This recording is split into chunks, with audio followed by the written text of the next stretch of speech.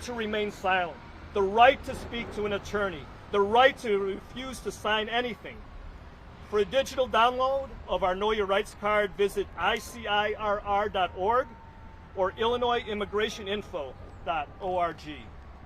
Because here we say, no to fear, no to hate, no to ICE in our state.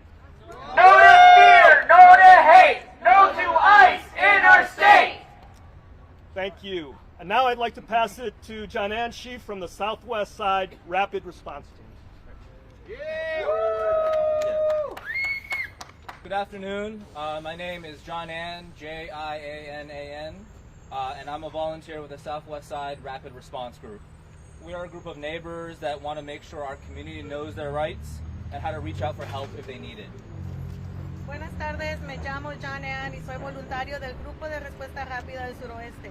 Somos un grupo de vecinos que queremos asegurarnos de que nuestra comunidad conozca sus derechos y cómo buscar ayuda si la necesitan. So at 7:30 this morning, community members started reaching out to us about a potential ICE sighting at 47th Western near the Home Depot. This is one of several sightings that we received over the past week targeting this area. Community members, including myself, went over there. When we got there, we spoke with neighbors who saw that ICE abducted a local tamale vendor. A las 7:30 de hoy día, miembros de la comunidad comenzaron a comunicarse sobre un posible avistamiento de ICE en la calle 47 y Western, cerca de Home Depot.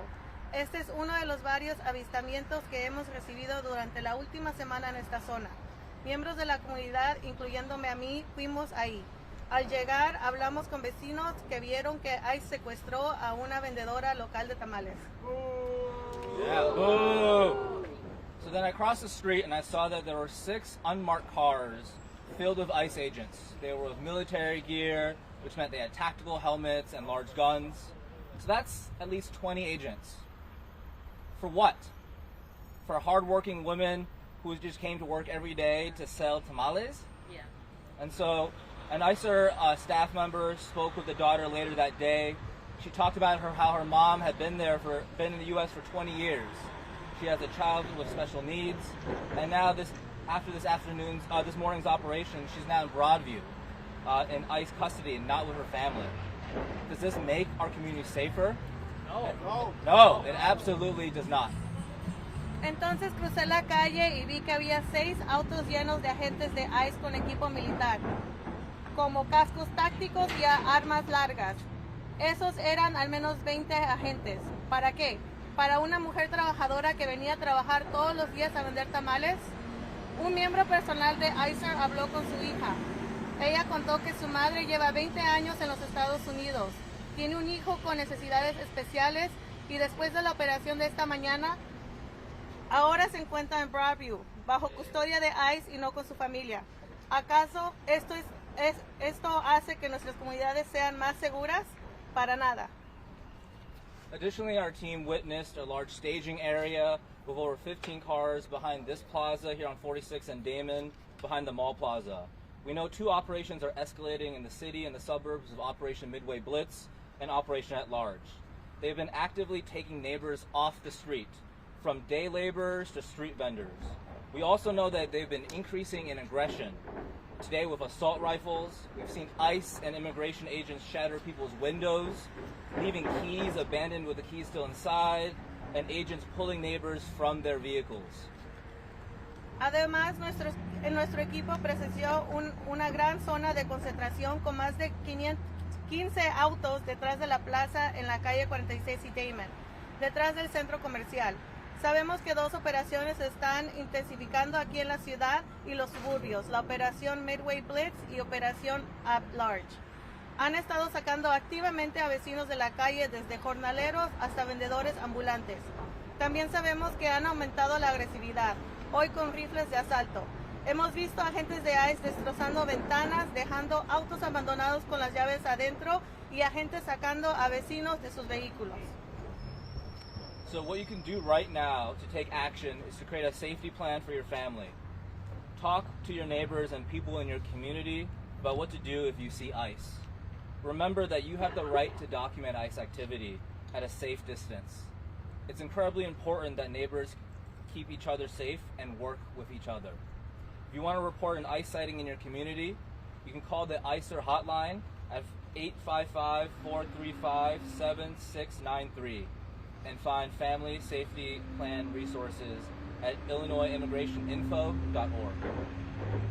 Lo que puede hacer ahora mismo para actuar es crear un plan de seguridad para su familia. Hable con sus vecinos y con la gente de su comunidad sobre qué hacer si ve a ICE. Recuerde que tiene el derecho a documentar la actividad de ICE a una distancia segura. Es fundamental que los vecinos se mantengan seguros y colaboren entre sí. Si desea reportar un avistamiento de ICE en su comunidad, puede llamar a la línea directa de ICER al 855-435-7693 y encontrar recursos del plan de seguridad en IllinoisImmigrationInfo.org. Thank you. Gracias. When our communities are under attack, what do we do? Stand up, fight back. When our communities are under attack, what do we do? Stand up, fight back. When our communities are under attack, what do we do? Stand up, fight back. What do we do? Stand up, fight back. What do we do? Stand up, fight back. Woo! Good afternoon. My name is Ani Huamani. I'm an organizer with the Brighton Park Neighborhood Council. As you all may know, we have seen an increase of federal activity here in the Southwest side. It's really affected our communities a lot, but I'm here to remind everybody what their rights are, what our rights are as community members, documenting ICE, but also as just general people living in the United States of America. Our first line of defense is knowing our rights. So we do have the right to remain silent if we are approached or tried to get detained by ICE or any other agent. We're not required to discuss our immigration status with police, immigration agents, or other officials. We are not required to sign anything we do not understand. And we have the right to not open the doors to ICE or any federal agents unless they have a warrant signed by a judge. We always tell people, as we've been emphasizing, to please make sure to call the 855-435-7693 number to get support if you know somebody that's been detained, but also if you want to report if you see ICE in your community. This helps us here at the Southwest side, but also any other rapid response teams to respond to these tips and be able to identify, confirm, debunk any ICE sightings that community members have. We ask that you please don't spread misinformation or more fear on social media. Please call in any sightings into this number. Buenas tardes, mi nombre es Ani Huamani. Soy organizadora con el Concilio Comunitario de Brighton Park. Soy organizadora con el Concilio del Concilio Comunitario de Brighton Park y estoy aquí para platicar un poco más sobre nuestra primera línea de defensa como personas comunitarias, pero también como personas viviendo aquí en este país. En las últimas semanas hemos visto un aumento de actividad de agentes federales aquí en el suroeste, pero también por todo Chicago y los suburbios. Estoy aquí para recordarles que todos tenemos el derecho de mantener el silencio si es que se nos quiere detener o algún agente federal nos quiere tratar de platicar. No estamos requeridos a discutir o platicar sobre nuestro estado migratorio con la policía, ningún oficial de inmigración o otros oficiales. Usted y ninguno de nosotros estamos requeridos a afirmar nada que no entendemos. Y también tenemos el derecho a no abrir la puerta al menos que tengan una orden judicial firmada por un juez. Y si usted cree que vea a ICE en su comunidad y se siente seguro de poder grabarlo o nomás llamar a la línea de apoyo de red de apoyo familiar al 855-435-7693, háganlo por favor. Tomen fotos. Ustedes están legalmente aquí en Illinois, pueden legalmente grabar y tomar fotos de agentes federales, pero eso también nos ayuda a nosotros aquí en el suroeste y cualquier otro equipo de respuesta rápida a confirmar o no confirmar si es que ICE está en sus comunidades. Gracias.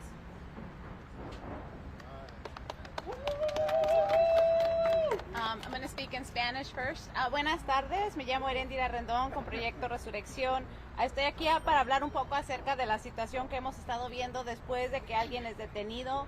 Cuando están en Broadview, ha sido imposible poder comunicarnos con las personas que están detenidas. Pero sí sabemos porque las personas detenidas han dado información a sus seres queridos que hay desde 150 y hasta 200 personas adentro del centro. Este centro no es un centro de detención, quiere decir que no hay camas, no hay donde bañarse, no hay comida, hay muy poca comida. Les recordamos también que ha sido muy difícil para las familias poder entrar al centro de Broadview o dar medicamento, poder hablar con sus seres queridos. Hoy a las 3 de la tarde, si su familia ha sido detenida esta semana, puede ir al consulado de 3 a 5 de la tarde hoy, puede entregar su medicina al consulado y el consulado se va a encargar de dar la medicina a su ser querido que está al centro de Broadview. Y vamos a trabajar con el consulado para ver cómo podemos seguir ayudando a las familias poder darles sus medicinas a sus seres queridos. También vamos a tener abogados para poder hacer una asesoría legal, ya que cuando están adentro de Broadview es muy difícil, es imposible los abogados tener comunicación con las personas adentro de Broadview. Hoy a las 3 de la tarde en el consulado mexicano. My name's Ere with the Resurrection Project, and we have been seeing a lot of abuses inside of the Broadview Processing Center.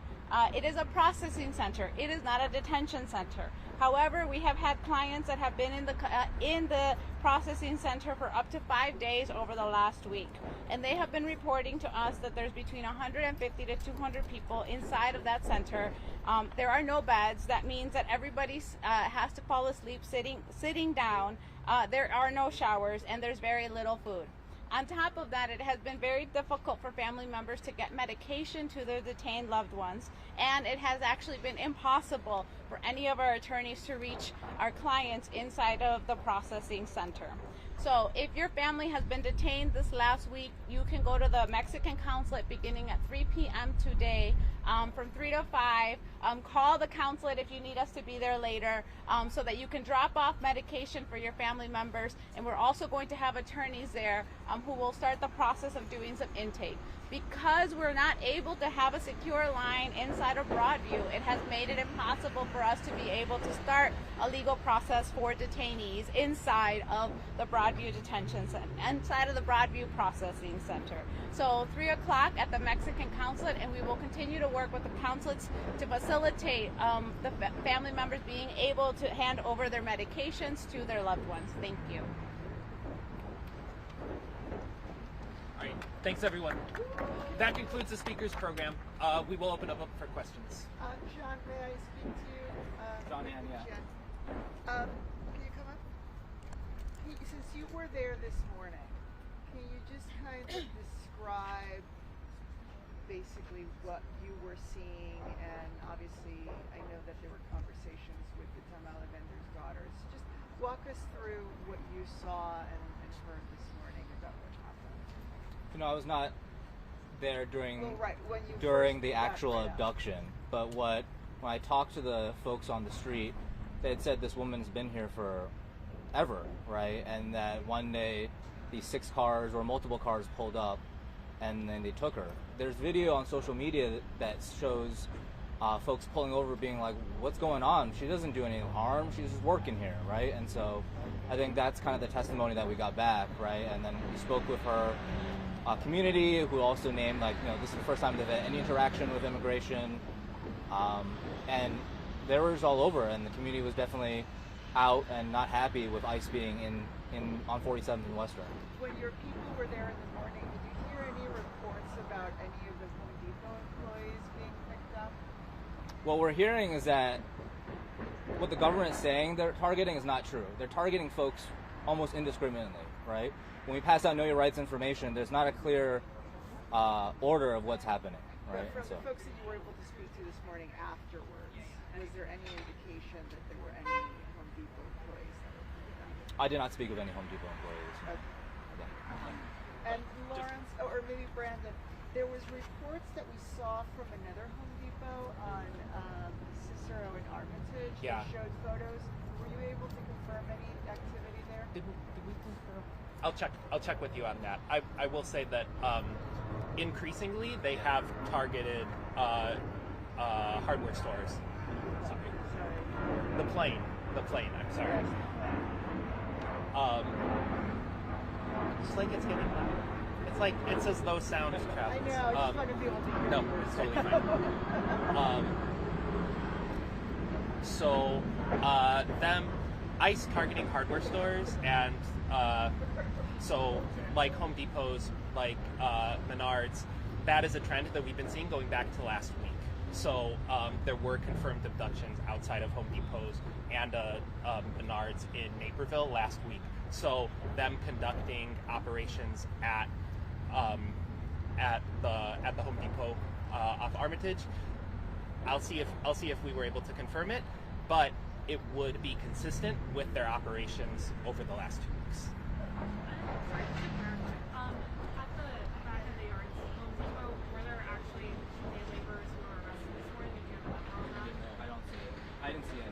Okay. You didn't see any It was arrests? just the tamale vendor at the I work from 15 to 20. Were you there afterwards? I was on the phone with the tamale lady, happens to be my girlfriend. And I was on, and she was... I'm sorry, would you mind speaking? Sure. First of Sure. all, give us your name. My name is Jaime Perez.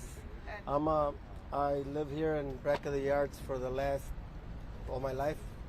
And tamale lady, Jaimeperez. And the lady that got picked up, her name is Laura Murillo Aradillas. She owns her own tamale business out of South Chicago, and she has maybe like 20 employees. And she has a daughter, an 18-year-old daughter at Roosevelt University, and a 16-year-old daughter at Washington High School with special needs. And she's not here doing anything. so you know her personally. She's my girlfriend. She's your girl. Yes. That's a valid vendor. Yes. How So, are you? and she called me, and all she said, come on over, cause, and they wouldn't let her, and it was live, so she kept saying, you're hurting me, and they just snatched the phone from her, and the guy that was arresting her said, do you want the keys? And I go, no, I want her. I go, we're engaged, and he just shut the phone off. And then I got there, like, the traffic was so bad that I got, from 50th and Damon, I got there like 15, 20 minutes later because traffic was so bad. And I am so sorry, first of all, that you're going through this. And you were saying that you heard of other people. Yes, I ran into some other folks that there's videos out there.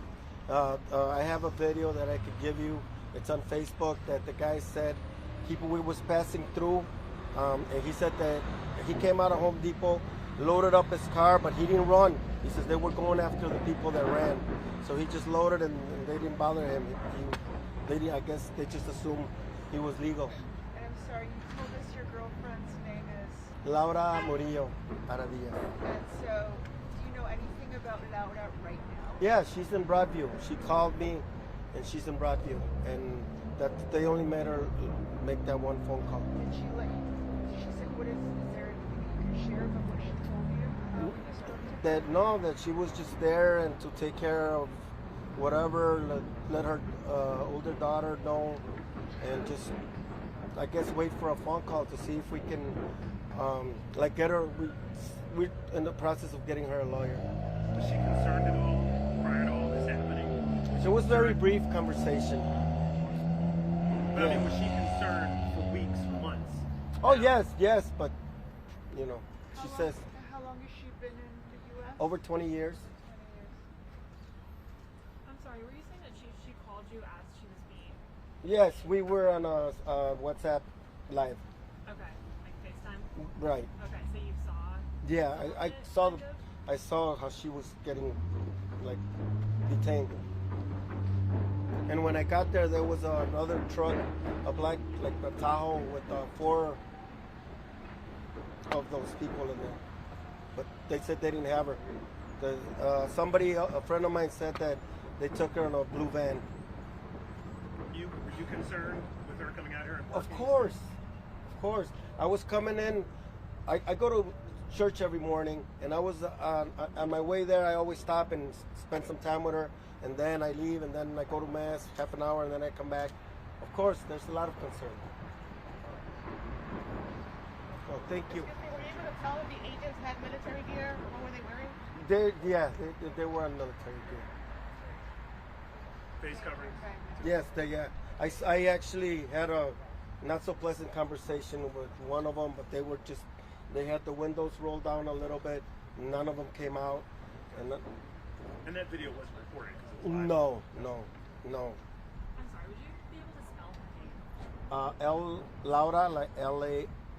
Laura, like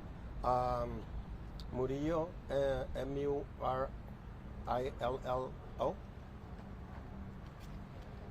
Can you guys do something to remind the American public that crossing the border is only a misdemeanor? You know, they got this president calling us illegals and criminals. It's a misdemeanor. It's not like we're committing some kind of heinous crime. And you guys got to make that clear because, you know, there's people out here got felonies and stuff running for president. And that's not a misdemeanor, you know? That's a very important thing because the American public is brainwashed right now thinking it's some kind of real heinous crime across the border. And these are hardworking people, and they're not criminals. It's a misdemeanor, man. That's like a ticket, it's a fine, you know? And we pay taxes, you know? That's another big thing. All of the spending, not only that, immigrants get a check, they spend a check. You know? They don't go save it. That's gonna hurt the American economy all over, man. Thank you. All right. Thanks, guys. When our community